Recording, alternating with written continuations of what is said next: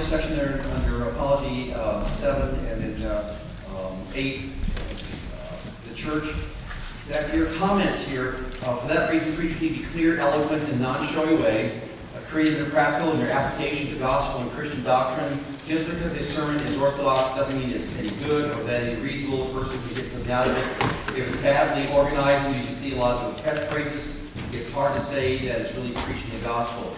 And I wonder, when you wrote this, if you were reminiscing over perhaps some things that you've encountered as a district president over the years. I know the years I've been a pastor, sometimes the complaints you hear of pastors who will preach a very solid sermon, but it's as if they weren't preaching to their sheep at all. It's like it was, who were they preaching to? And the thought is, if you know your sheep, you will preach to those sheep, approaching them with the word as who they are, not simply as if you were preaching to a stone wall that was not made of flesh and blood. Was that kind of on your mind as you wrote that out? That, again, sometimes I've heard accusations from both synodical officials as well as congregations that it's just as if their pastor wasn't speaking to them at all, had no idea who he was speaking to, but was removed from his people entirely, and so there's almost a disconnect. Is that a little bit what's behind this kind of Yeah, there were two aspects to that point. One, and you've heard me present on this before when I presented at the Missouri District Pastors Conference on the shepherd knowing the wool of his sheep, and that really is kind of my Sedis Doctrinae, a shepherd knowing the wool of his sheep, which is beneficial not only with confession absolution, but also in the preparation of sermons for the sake of them hearing what has to be said. The second aspect of it was brought to my attention early on in my ministry in Muscatine when I preached a sermon that had the word phenomenological in it. And I probably impressed myself, and that was about it.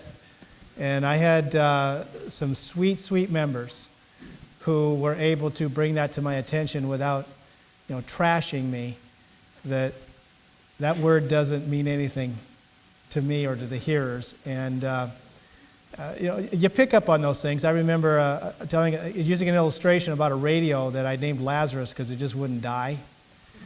And one day it finally it went on the fritz. Well, I had no idea that Mary Frances' maiden name was Fritz. And so I heard from her about, I'm not supposed to use the word Fritz.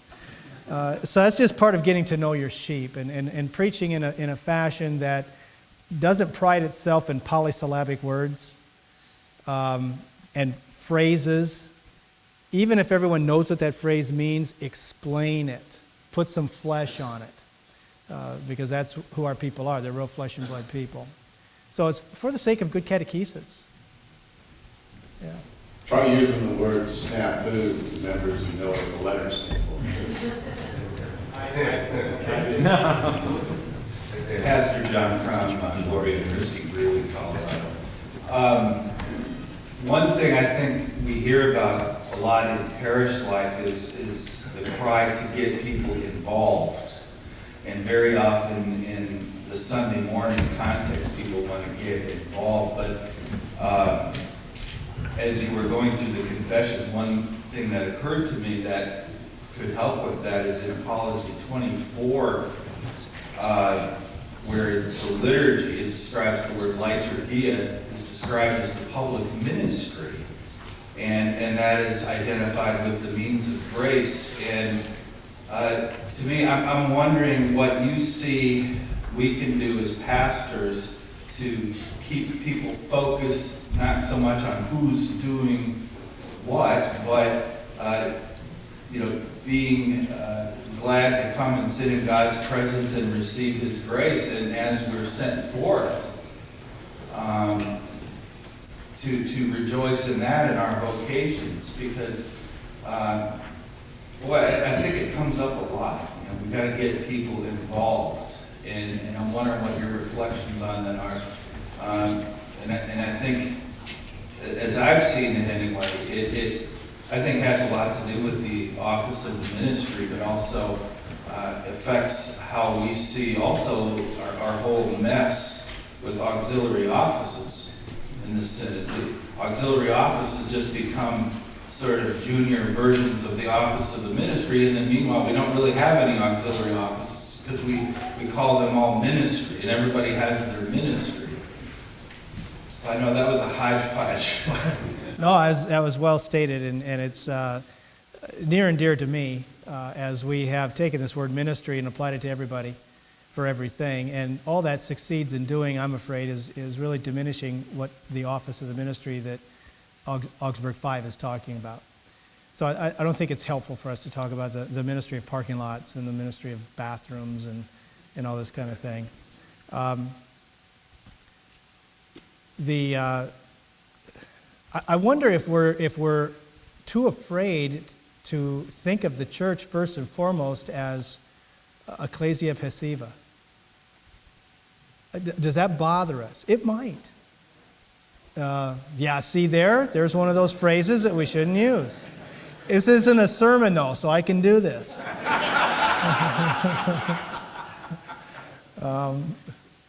As my brother, Pastor Knox, reminds me, you're not called either, so.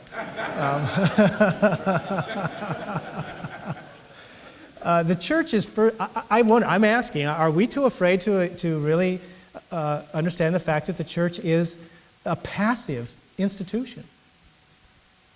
We are simply sponges who reap from the dripping faucet of God. And He just splashes His stuff all over us.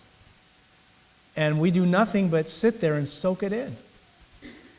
And that's what divine service means. That's when we come and we sit, we receive. I don't know that there's anything more that you can do that's more precious than to eat. You know, when we'd get home from church on Sunday, I never ever once volunteered to Mom to set the table or to help prepare. But I was sure there when it was time to eat. And that to me was the greatest participation in that Sunday meal in the Saunders household. And I think it more so applies to the household of God. That if we could help our membership to understand what a privilege it is and an honor to sit and to just be splashed, to be absolutely drenched in the sweet goodness of God's forgiveness and mercy, I think that might go a long way to helping us there. Also, we run the risk if people think that I'm not serving God unless I'm a lecturer or unless I'm on this committee or that committee, we run the risk of works righteousness, of feeding that wild animal, and it doesn't need to be fed. It's all too ready to be there. Now, I'm not saying that the church isn't activa. I'm not saying that the church isn't active. It is. But it's active, first and foremost, from the vocational perspective. You know, what vocation are you in? Are you a father, a mother? Are you a boss, an employee? Are you a neighbor? Are you a brother, a sister? I went through that a little bit on the value of vocation, understanding the office of the ministry and whose participation is in what. So I think bringing that doctrine of vocation, that clarity, that doctrine of vocation would be of great help. But I would encourage us to not be afraid to think of ourselves as the church is passive. It just soaks it in. And Sunday morning is where the sun shines that we soak in. Yes, sir. Hi, Pastor Andrew Eckert from Stevensville, Montana. I'm still getting used to saying that. I've been there 10 months. And thank you very much for your paper. I especially appreciated where you defined what it means that Christ is incarnate in worship. And often it goes undefined, and I'm left to wonder, what does that mean? So thank you for that. Kind of a comment from my experience and other pastors with this tension between the wonderful office that we receive as pastors, but also the lowly nature of our person, being sinners. Often a pastor will try to exalt the office or highlight the wonderful things that Christ does through the office, sometimes in actions like wearing a special shirt or a chasuble or something like that. Often people will perceive that as exalting the man rather than the office. I'm not sure I have a question. I'd just like to have your comment. No, I think it's very pertinent to our topic. the confessions talk about our ceremonies. And they do so from the perspective that they are there for the sake of helping the congregation to, maybe this isn't the best word, understand the gospel. The ceremony is there for the purpose of the gospel. In other words, if ceremony is not there, the gospel is still going to be there. But the ceremony is there for the sake of the gospel. And when it comes to ceremonies, such as things that you mentioned, like chasubles, I had wanted to wear a chasuble my entire ministry, and my board of elders said, no, the congregation's not ready for that. And so I thought, well, okay, well, that means here's what I need to teach. It was the same way when we were communion every other Sunday, first and third, when I arrived at Muscatine, till working to first, third, and fifth, to whatever festival was up, and boy, did I find festivals. I found one for a leprechaun, I think, once. And so we had communion at every festival. But that was all done, and that took 13 years to teach and to teach and to teach and to teach. And when that finally came about, the congregation said, hey, why don't we do this? And well, there's a good idea. It's one that I've had for 13 years, but I think it's a good idea now.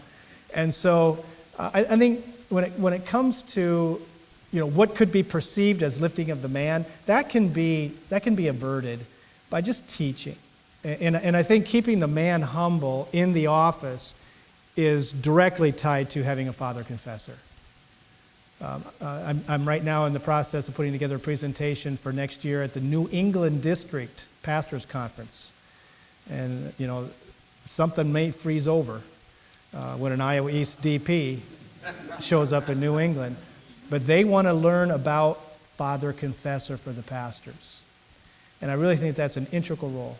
It's a vital role for a pastor in his understanding of who he is in the office that belongs to Christ. So teach, teach, teach, teach, and do it patiently and as thoroughly as you possibly can. Yes, sir. Hello, my name is Ryan Morton. I am a member here at our Redeemer in Cedar Falls. Thank you for presenting your paper. I appreciate it. It's about tying the role of the office of the public ministry and how that relates to vocation and how that compares to some of the other spheres. Unlike the previous questioner, I have a few questions, I guess, concerning some of the statements used to describe the incarnational nature, I suppose, and several of points under the solid declaration rule and norm. You mentioned that Christ is in the midst, incarnate in the holy office of the Word. I know that you clarified what you mean by that. I'm still not quite sure I understand what you're saying. So I would appreciate if you could maybe explain a little bit more of that present and means to make real. I guess my concern would be that we would be confusing the location where Christ is present in His church through word and sacrament, and not misplacing that, and not confusing the word and sacraments with the office through which those are brought to the church. Well, there's a lot of things to connect there. We do connect the word and sacrament with the office, because it is the office of the word. Because the office belongs to Christ, and John 1 tells us He is the Word. So we Westerners are very, very adept at sequence. We're very good systematicians, and that's what I think Walter's greatest strength was. I think he was a great systematician. I think he was an average exegete. But the systematic approach that he brought to the church was one where we want to have A lead to B lead to C lead to D. And the ecclesiastical language of the church isn't necessarily given to us in such fashion. I was exposed to this spending a great deal of time in Russia. And in South Africa, you'll find the same thing, where they talk circular language. Where we're sequential, they're much more circular in their thought. And so when we talk about the office of the Word and its relationship to Christ, The fact that Christ is the Word means it is his office. Therefore, what takes place in that office is him doing it for the sake of the church. Now, he, by his divine wisdom, calls a man into that office so that there can be vocables that are heard, and so that his body can be placed on the tongue, and so that his blood can be poured over the lips, so that his voice can absolve. So here's where I think will help make the distinction. Go to the text where Jesus was walking along, and there was a woman who had been ill for 14 years, and she reached out and touched Jesus' robe, and all of a sudden her illness was healed. If one were to say today that the incarnational aspect of the office is such that a member can touch Pastor Knox's robe and they will receive from him what they would receive were he to give them the sacrament, that's a confusion. At the same time, if that same member was to say to me, where should I go to receive the grace of God? I would say, go to your pastor. Not because his robe has power, such as Jesus exhibited when he was walking along that street, but because God gave to the office that Pastor Knox, you don't mind if I use you, do you? Okay. Do I have a choice?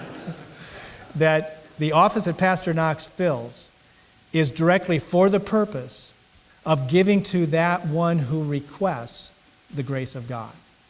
So, in one sense, we cannot say that the pastor obviously is Christ, and we never want to make that confusion. And I suppose there are some church bodies in the world that kind of cross that line. Rome has kind of flirted with that a little bit. Lutherans don't do that. At the same time, we want to maintain the necessity of the office being filled, because the office is not an option.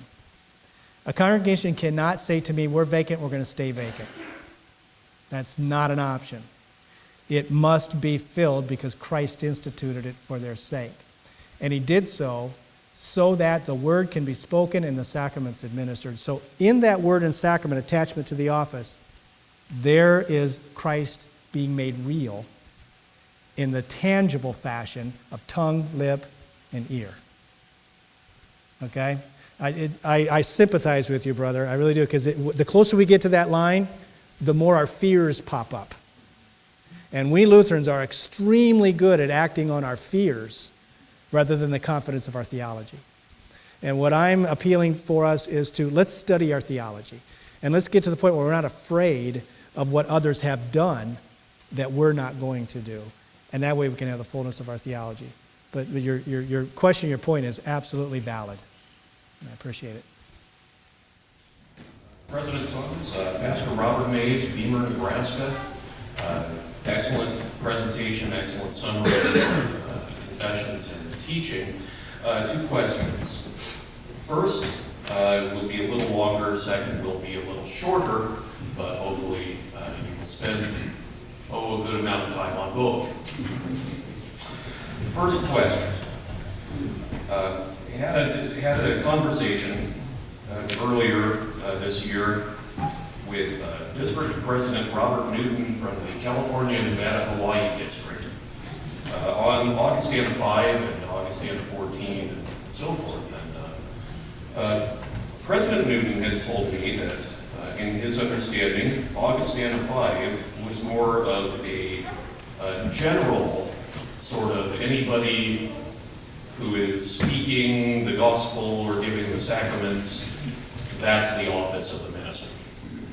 That it's not a distinct position, but rather wherever and however it is done, etc. That's, if you would comment on the translation and that misunderstanding. The second question is, if you have not presented your paper to the Council of Presidents, when are you going to do so? Well, I can answer the second one first.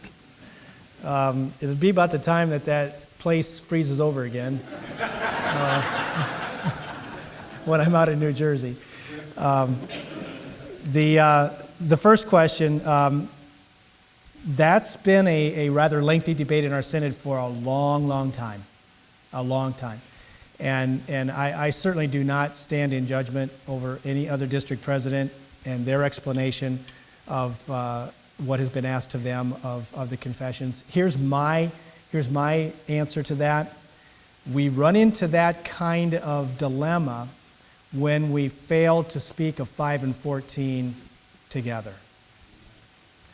And so this answer is not in any way going to satisfy anybody, but I'm going to say we Lutherans don't ask that question. We don't ask what is 5 saying as though somehow it's standing on a street corner with no clothes on. It's always clothed in 14. And if we're going to have any distinctive factor to 5, in my opinion, you have to use rite vocatus, ordentlichen Beruf. You've got to have the regular call in there. And that regular call is sent by God. AC 14, if we think historically, which is, will not preach nor teach nor minister the sacraments without a regular call, was for the protection of the congregation. It wasn't necessarily for the protection of the office, so to speak, but congregations would get these guys that would come in the door and say, my name is Gustav Ludwig, and I've decided I'm going to be your pastor, so move over. And AC 14 says, no, that's not the determining factor for the assumption to the office. It happens because God calls, and in our church body, through the agency of the congregation. Now, there are instances in the New Testament in which the apostles appointed, and there was no congregational voters meeting. There's an instance where one was called into the apostolic office out of a Yahtzee can, where rocks were put into a container, thrown out, came up Matthias. So we don't have the only biblical way to do it. We certainly have a biblically permissible way to do it. But we're going to walk as brothers in our synod. And this is what we've agreed upon to do. And I would caution any conversations about AC 5 without involving AC 14. Otherwise, to me, we're going to get into a quagmire. Thank you for the question. But before you ask your question, let me say you're probably not going to get a question, but are you going to stick around today? Are you going to be around today? So if anyone has a question that they didn't get to ask, they can shoot you out. Okay. So you will be the last question. Okay, well. And it better be short. I'll try to be as short as I can. Bert Millers, St. Peter Lutheran Church, Westgate, Iowa, Grace Lutheran Church, Fayette, Iowa. Thank you, President Saunders, for your great presentation. I really like how you focused on vocation and how God is active, Christ is active in the office of the Holy Ministry, in this vocation that we're called into. Could we also, I think I don't answer this question already, but I'd like you to comment on it. Could we also say that God is active in the office of father, mother, in the office of husband, wife, just comment on that a little bit, help us understand that this is not the only way that this is going on. Yeah, because the power is in the Word. Where the Word is used, it is efficacious, which means effective. It's effective. For one to conclude that the forgiveness of sins is only effective if the pastor is the one who says them, dangerously takes away then the efficacious power of the gospel. But I will say that a father who forgives the sins of his son is not doing it as a pastor. So that's not a question about whether it's effective, it's a question of vocation. So is he doing what a pastor does? No. He's not doing what a pastor does because he's not a pastor. Same with his wife. She doesn't do what the pastor does because she's not a pastor. That's not in any way a statement that what he does is more powerful than the layman, because the power is in the Word.